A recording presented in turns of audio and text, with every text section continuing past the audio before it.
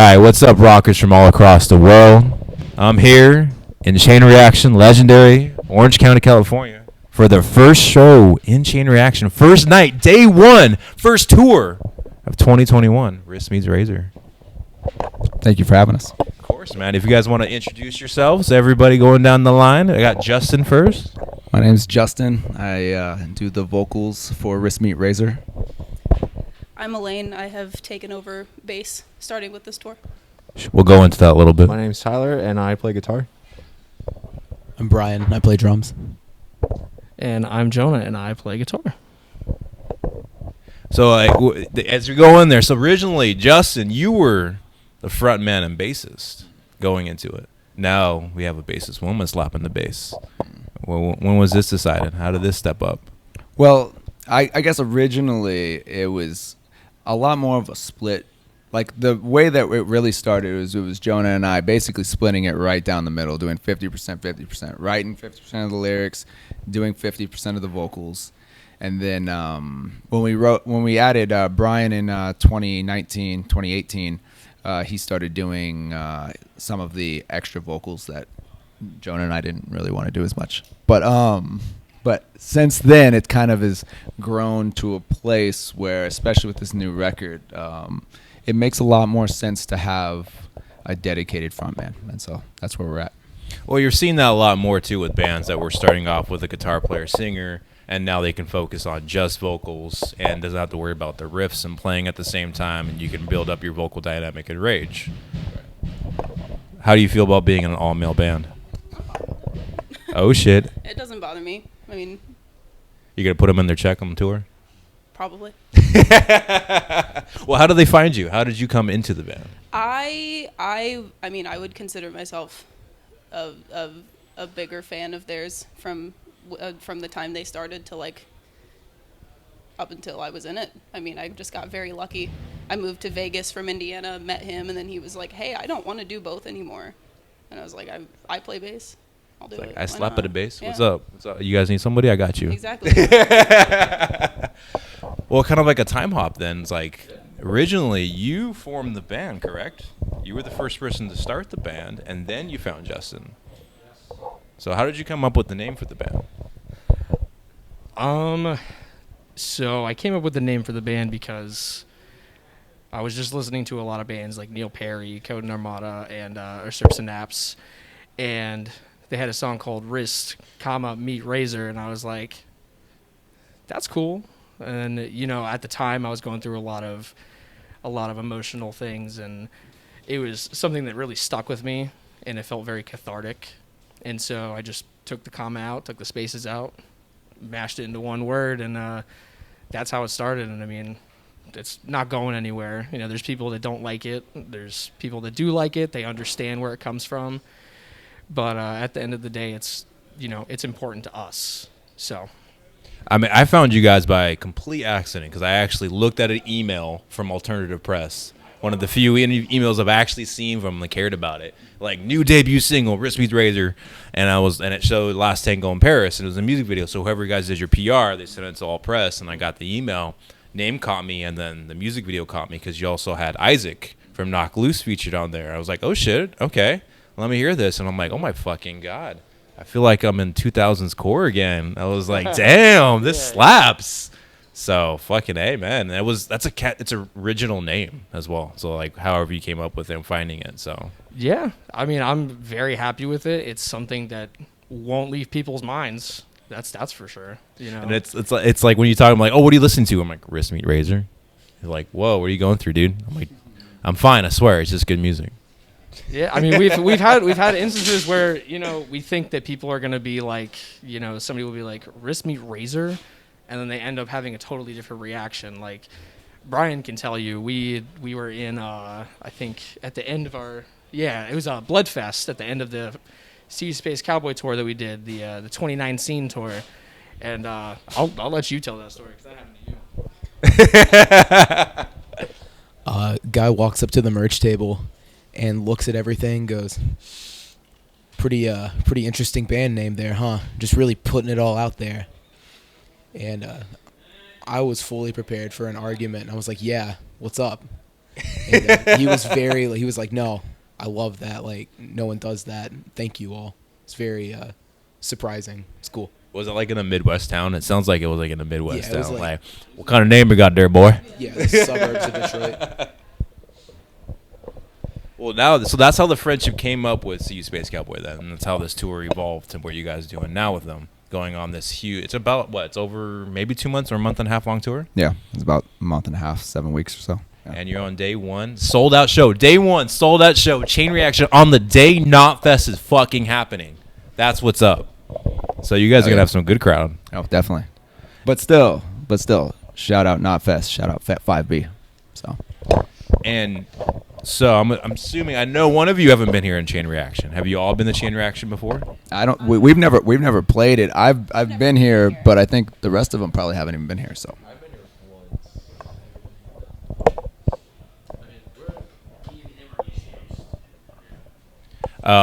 So it's like, did you guys take a look in the wall, all the iconic bands and all their, 18 Visions, Treyu, Oh yeah. all the Well, Vins? well, I think it goes without saying that we're very aware of this venue, highly aware of this venue. Regardless, it's a legendary venue, and it's an honor to be able to play something like this, especially with it being in a band that's so heavily influenced by a lot of the bands that came up here, and it's a honor. Now it's the first day of the tour, and you guys have played together, and you've toured her as well. Are you guys ready to get back on the road? Always ready. And you guys are ready for the van life? Always. Baby wipes, bunch of smells. Yeah. Well, we're fairly clean. I think we're clean enough to where it's not disgusting in our van. Right yet, I guess. Hopefully, no. Ask us a month later. Now, did you guys miss being on tour? Did you miss being on the road? Yeah, I think all of us very much miss this. What would you guys say was like the number one thing you miss being on the road? I mean, I think, I don't know, The just dynamic? the dynamic, just the camaraderie that we get on the road that you really can't get at home or through a live stream or whatever. How about what you didn't miss? Like, you don't like, fuck, I can do without this from being on the road. I mean, honestly, probably nothing as of right now because we're so excited to get back at it. Because one of the things that I think everyone would agree on would be super long drives, and we had to drive across country just to get here. Rotate drivers. And no one really was complaining about that at all. I mean, just being able to do it again is, it's a privilege enough, just to do it again. When you weren't able to do it for 2 years, Well, then you're coming back with the tour stories. Like, I've heard it through the grapevine that you guys played at a Voodoo Donuts before. Oh yeah, yeah. So wait, what happened to that? I heard this, but I didn't know if it was true. Where'd you hear it at first? I saw it on YouTube. Yeah. So yeah, we did play at a Voodoo Donuts. So right after our last LP, Misery Never Forgets, came out, that was our first like kind of full West Coast tour, and so we wanted to do cool spots that really weren't super big. Like, we didn't want to play to big empty rooms. We wanted to play to like real small spots that were gonna get crazy. And so one of those spots ended up being the Voodoo Donuts in Eugene, Oregon, with our friends in a screamo band called Senza up in Eugene, Oregon, and it was insane. Yeah, we were on tour with a band called Meth from Chicago. And their singer is very extravagant with his live performances, to say the least. And so what ended up happening, which is also part of the story that I told, is that while doing his vocals and his typical kind of like theatrics, he climbed underneath the donut warmer and was screaming at people coming in trying to buy donuts. And so I think what happened. The fuck is up, Voodoo Donuts? It was even more jarring than that, because he was screaming the lyrics to his own song, but they didn't know that, and I don't think we even knew that at the time. We weren't really entirely sure what was happening, but I can assure you that everyone was properly scared, and so it was awesome. It was a great thing. I'm hoping everyone gets the reference. What the fuck is up, Denny's? Oh, yeah, Classic of first throwdown concert at a Denny's. Well, now also congratulations on your guys' sophomore album this year. Thank you. Thank Huge you so much. release. And like I was saying, that's how I found you guys, was through the alternative press, whoever did you guys PR, and I'm like, Jesus Christ, this is like making me feel like middle school again, but Thank in the you. best possible way. Yeah. Yeah. Well, I appreciate it. I appreciate the love. Well, going into it as well, like you guys are technically all separated throughout the U.S. Right. Yeah. So how did recording go with that, with you guys being so far in distance? Well, on this record, recording wasn't anywhere near as difficult as it had been on some of the past ones. For this one, we all met up in Louisville and then drove up to Chicago to record everything. And we had pre-pro'd it with Isaac in March of 2020, so right before, actually February of 2020, we had pre-pro'd it all right before the pandemic had really kicked off in a big way. And so we had no idea any of this was going to happen. Like I think the expectation is that we would pre-pro the record, then we'd go on tour, and then we'd record the record, and then it would come out in 2020. But, that didn't happen. Obviously. Damn Rona. Anyways, we're past that. We're back on tours.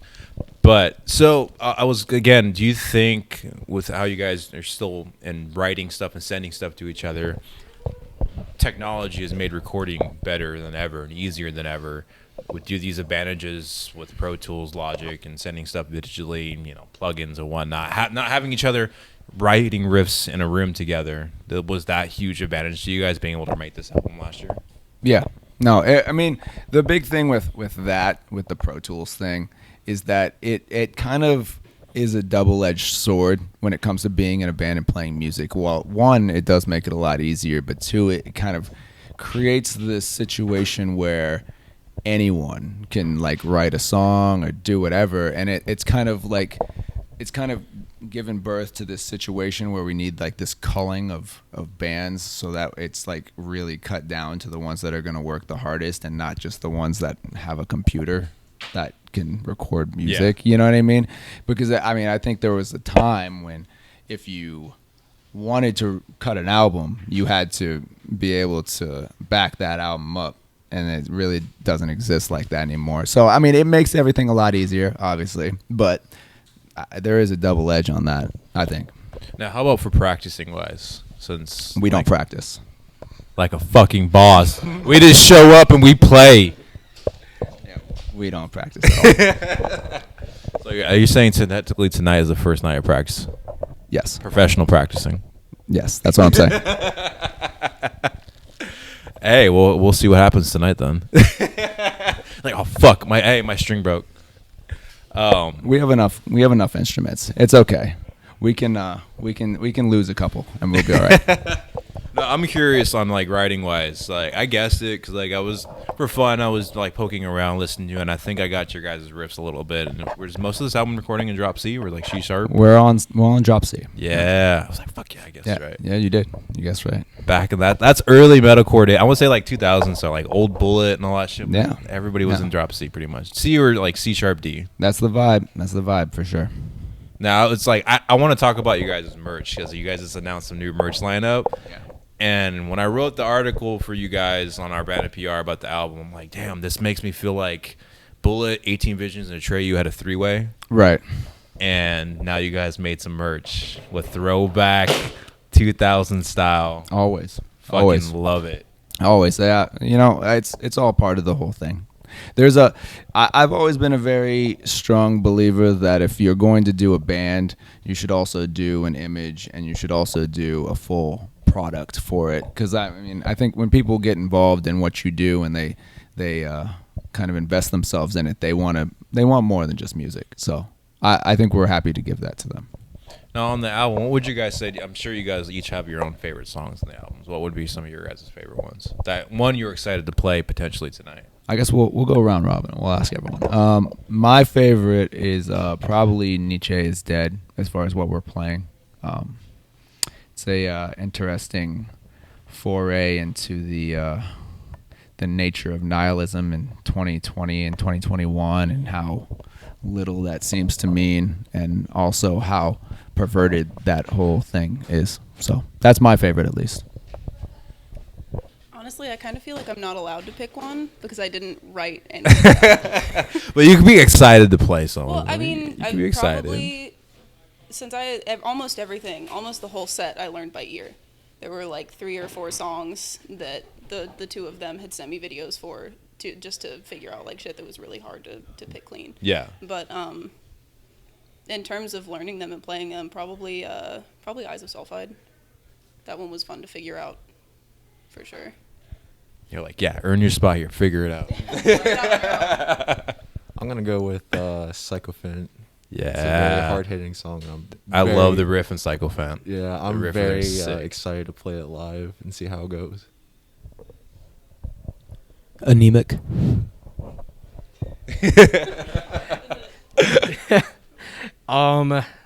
It's tough because every song we're playing is very fun to play, honestly. Yeah. But if I had to come down to one, I would say probably Nietzsche, just because it's just batshit nuts and it just feels great. It feels great to play. So we now know which two is going to go hard tonight since you both said it. We'll see. Now, if we're going on the road and whatnot, do you guys plan on just like focusing on the music and playing each show, or do you guys get creative and maybe take this time, this organic brainstorm now that you guys are on the road? I mean, what we're gonna do is pretty set in stone at this point, but there's always variations. You never want to give them the same show twice, but there is certain things that will happen all the time, not all of them. Now, I love this question because you guys are all spread out, and now Yeah. you guys are toured together. It's always been a debacle for people. It's like one of the oldest questions known to man. Denny's versus Waffle House.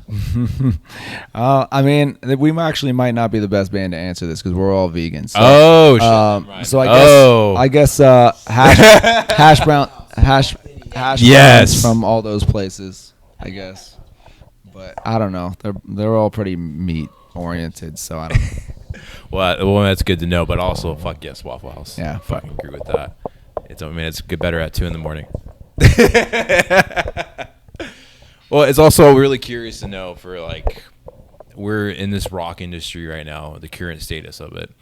What are some bands that you guys have been like, fuck yeah, you guys are slapping right now, and like you're appreciating the music they're putting out, like you've been listening to it on repeat, or just like, fuck yeah, it surprised me. Well, we like the bands on this tour. The bands on this tour are real good. And then Static Dress, our friends from the UK. I think those are probably all of our collective favorites right now. Who chose the radio on the road? Whoever's driving. She the pointed rule. at you. But a lot of times me. Yeah. So if you guys had to say, if you guys are going to do your own headlining tour, say next year after this tour is done, you guys do your own headlining tour. You're the headlining act. You're planning out your trip. Who are you going to bring on the road with you? That's tough. I don't see. I would rather bring bands that just kind of fit with our vibe more so than our sound, because I'm not necessarily a huge fan of just kind of like copy paste tours or anything like that. You know what I mean? Yeah. But I don't know. Whoever works the hardest gets it. Hey, that's a good answer. What I also really appreciate you guys about is, like, for the most part, you guys have kept the mysticism of this band. Like, you've kept it pretty well secret until people find out and listen to you guys. You've released your music. Your Instagram is nice and quiet. You don't post too much, and you kind of leave up the suspense to people to come see you. I think mystery is really lost on a lot of bands now. So it's good. I mean, I think over the next couple months we'll probably be very active on social media, but in our own way. So Now, one last question. sure. You guys ready for it? Every day, nonstop. What do you guys think about each other? I don't know. We hate each other. Hey, you got to make sure. You never Yeah. know. Family check. Yeah, I feel it. Well, thank you guys for your time. I'm appreciative. I'm glad I met you guys. I was a fan of your music when I heard it back. I think that single was released last Tango like in 2019 maybe, at the end of it or beginning of it. Last Tango we Yeah. released in this year. It was this year? We I just released remember it this year, but early. it was in March of this year. Yeah. Yeah, so, which feels like it was 2019. So fair enough. Fair enough. Well, I'm stoked you guys are on this tour. I'm glad. Thank you guys for making it out here too, Of course. as well. Yeah. Thank you So- for wanting to interview us, and thank you for coming out. Yeah. I'm here to promote good fucking metal, man, and you guys are good metalcore, hardcore, punkcore, whatever fucking core you want to call it. It's just great fucking rock music. Thank you. Thank you. So I look stoked to see you guys on stage. Have a written review, all their links down their socials that they have tagged, so that you can listen to it. I already put Your Replica of Extremes Love as my top album, one of my top 10 albums. I'm gonna release the whole list in December, so you guys are in my top 10 list of albums that come out this year. Thank you. I appreciate that. So along with Etid's new album and everything like that. Yeah, that was another good one. Yeah, for sure. Well, thank you guys. Thank you. Everybody else, please listen to them. Look out for a review. This interview is dropping next week and everything like that. So when in doubt, horns up.